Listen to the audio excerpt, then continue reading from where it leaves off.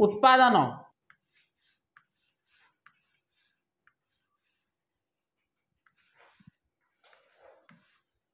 देख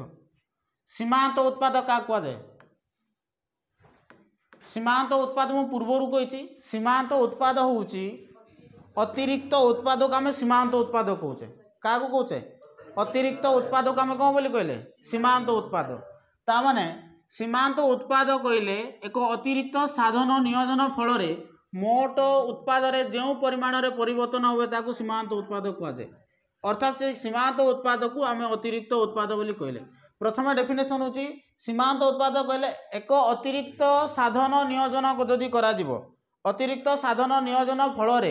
मोट उत्पाद जो परिमाण वृद्धि घटे ताकू आम कौचे सीमांत उत्पाद ना बुझेगा नहीं एक अतिरिक्त साधन नियोजन फल एक अतिरिक्त साधन नियोजन फल मोट उत्पाद जो परिवर्तन घटे ताकू कौचे आम सीमांत उत्पाद बुझेगा कि नहीं अर्थात पॉइंट नंबर 2 हूँ सीमांत उत्पाद जदि आम कहवा ताले अतिरिक्त उत्पाद को आम कौन बोली कौचे सीमांत उत्पाद तापर उदाहरण लिखो एटा जे उदाहरण 1 हेक्टर जमी रे जदि 10 जन श्रमिक काम करिकिना कौन होची जदि से 100 केजी धान उत्पादन करुछंती केते धान उत्पादन करछंती 100 किलो धान उत्पादन करुछंती तबे 11 जन श्रमिक नियोजित होगा फल से 105 किलो धान उत्पादन कले हला कि नहीं एठारे सीमांत उत्पाद केते बारला बुझेला कि नहीं केते बारला 5 वाला ता माने 105 माइनस 100 केते हला 5 बुझेला कि नहीं सीमांत उत्पाद कौन कहली सीमांत उत्पाद आम क्या कौचे सीमांत उत्पाद हूँ अतिरिक्त साधन नियोजन फल मन रख भल भाव नेक्स्ट क्लास रे आउ या बेटर बुझेबी नहीं नेक्स्ट क्लास माने काली की ही अतिरिक्त साधन नियोजन कल तुम अतिरिक्त साधन नियोजन फल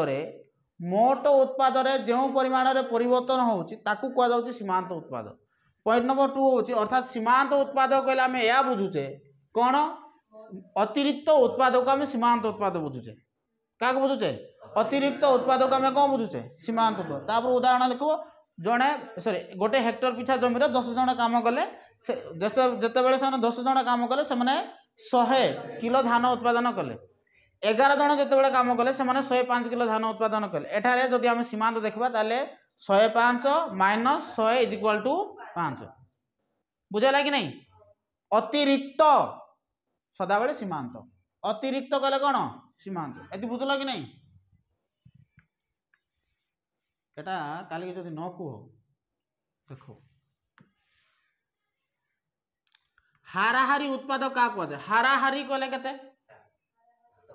हाराहारी कहले केते एकक हाराहारी कहले केते एक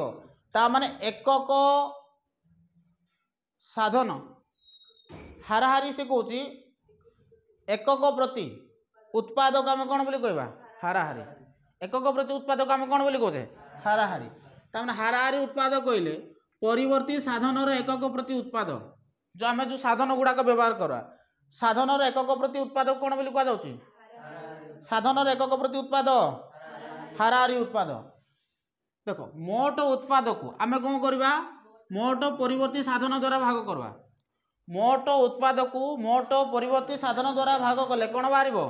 हाराहारी उत्पाद बाहर बुझेगा कि नहीं एठार उदाहरण नि 3 जन श्रमिक नियोजित होगा फल से 45 किलोग्राम चाउल से कौन कले उत्पादन है जिते 3 जन श्रमिक से कौन है नियोजित हेले से समय 45 किलोग्राम चाउल से कौन कर उत्पादन किंतु से देख तेरे एठार हाराहारी उत्पाद के 45 हरण 3 के जड़े के उत्पादन कले बुझीगला कौन कहली हाराहारी उत्पाद हूँ एकक पिछा उत्पाद ताने से कहूँ हाराहारी उत्पाद कहले परिवर्ती साधन एकक प्रति उत्पाद को आम कहवा हाराहारी उत्पाद एकक पिछा उत्पाद कौन बोली कहुच्छी किंतु परिवर्ती साधन एकक पिछा उत्पाद कौ साधन परिवर्ती साधन एकक पिछा उत्पाद को आम कहवा हाराहारी उत्पाद अर्थात मोट उत्पाद को आम जदि परिवर्ती साधन द्वारा मोट परिवर्ती साधन द्वारा जदि कौन करवा भाग करवा ताले कौन बाहर हाराहारी उत्पाद बाहर बुझेगा कि नहीं मोट उत्पाद क्या कहे देख मोट उत्पाद पूर्व कहुला मोट उत्पाद देख मोट उत्पाद बोले कौन बुझुच द्रव्यर समस्त साधन व्यवहार करने फल बा द्रव्यर समस्त परिवर्ती साधन व्यवहार होइकिना बा से कहूँ द्रव्यर समस्त उत्पादन साधन व्यवहार द्वारा एक निर्दिष्ट समय रे उत्पादित द्रव्यर सामग्रिक परिमाण को आम कहे मोट उत्पाद। यार अर्थ हूँ समस्त साधन को आम व्यवहार कले समस्त साधन को व्यवहार कर सारा पर बुझेगा कि नहीं जो सामग्रिक उत्पाद बाहर ताकू कहुच्छी मोट उत्पाद। बुझिपारा कि नहीं अर्थात मोट उत्पाद कहले समस्त उत्पादन साधन व्यवहार करिकी समस्त उत्पादन साधन व्यवहार करिकी एक निर्दिष्ट समय पर उत्पादित होता सामग्रिक परिमाण जहाँ भी उत्पादित है ताकू आम कहे मोट उत्पाद। ताकू आम कौन बोली कहे अर्थात सीमांत उत्पाद मानकर समष्टि हूँ कौन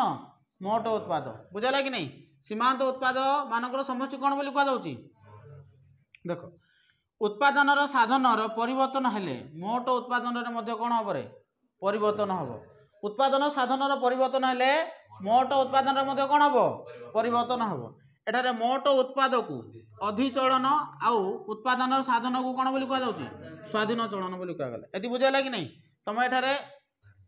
सांकेतिक भाषा लिखिपार बा नले एठारे उदाहरण दे उदाहरण 10 जन श्रमिक निजुक्ति है बा काम करिकिना से कौन कले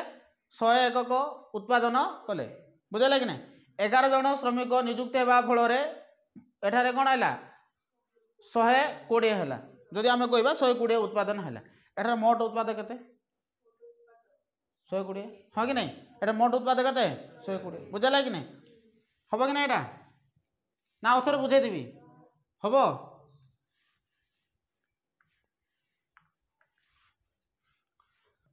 एटा मु बार बार कहूँ एटा भूल हम ना केतबेले भी 100% एटा भूल हम ना जदि तुम कार यार डेफिनेशन जानिच तो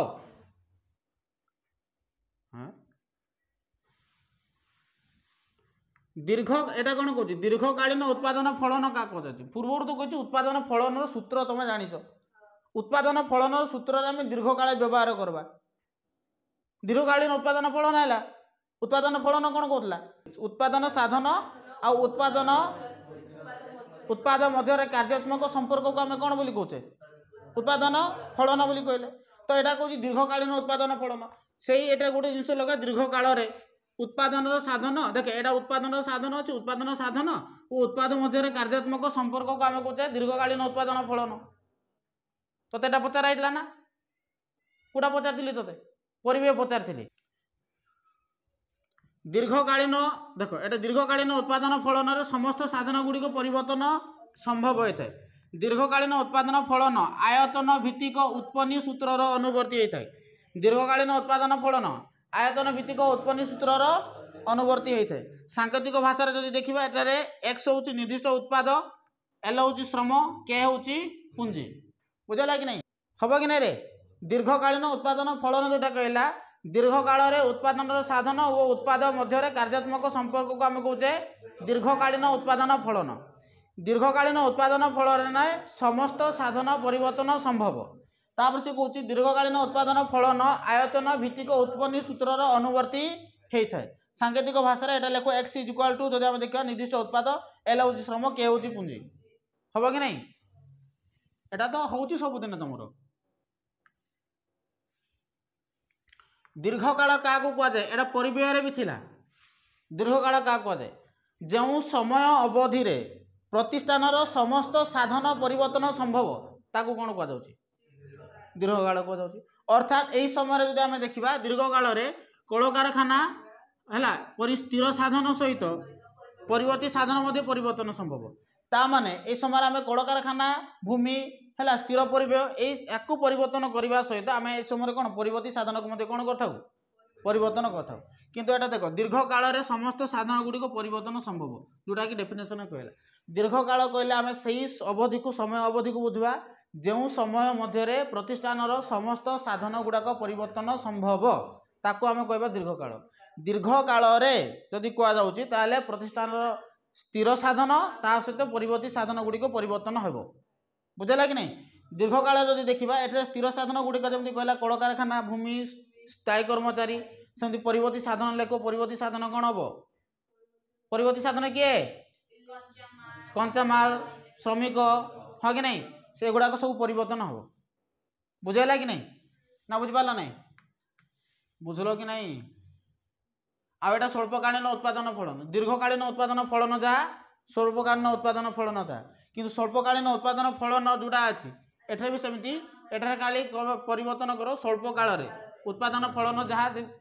स्वल्पकाल उत्पादन साधन और उत्पाद मध्य कार्यात्मक संपर्क को आम स्वल्पकालीन उत्पादन फलन कहले स्वल्पकालीन उत्पादन फलन केवल आम परिवर्ती साधन को परिवर्तन करिपरिबा सेठार समस्त साधन को परिवर्तन होता एठार केवल क्या परिवर्तन हम केवल परिवर्ती साधन को आम कौन करिपरिबा परिवर्तन करिपरिबा आउ एई समय स्थिर साधन गुड़िक अपरिवर्तित रहिबो ए समय कौन हम स्थिर साधन गुड़िक अपरिवर्तित रहिबो बुझेला कि नहीं ना बुझिपारल ना किछि भी हाँ हाँ एटा सांकेतिक भाषा तुम जब लिखो लिखो Q is equal to F L के एठारे क्यू जदि कहबा उत्पादर परिमाण एल होची श्रम बा श्रम होची परिवर्ती साधन के होची पुंजी स्थिर साधन बुझेला ना